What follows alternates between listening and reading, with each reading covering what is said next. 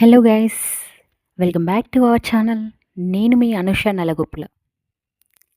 ముగ్గు ఎందుకు వేయాలి, దానికి గల కారణాలు ఏంటి అంటే, లక్ష్మీ కటాక్షం అంటే ముగ్గు వేయని ఇల్లు అశుభానికి గుర్తు. లక్ష్మీదేవిని ఇంటికి ఆహ్వానించడానికి ముగ్గు తప్పనిసరి. దుష్టశక్తుల నివారణ అంటే గడప ముందు, గేట్ ముందు రంగులతో కానీ చుక్కలతో కూడిన ముగ్గులు వేయడం వల్ల సకారాత్మక శక్తులు ఇంట్లోకి ప్రవేశించవని నమ్మకం. జీవకోటి పట్ల దయ అంటే బియ్యపు పిండితో ముగ్గు వేయడం ద్వారా చీమలు, ఇతర చిన్న చిన్న జీవులకు ఆహారం దొరుకుతుంది. సంస్కృతి అండ్ ఆచారం అంటే ఆకులతో కానీ పూలతో కూడిన డిజైన్లు సాంప్రదాయాన్ని మరియు అందాన్ని పెంచుతాయి.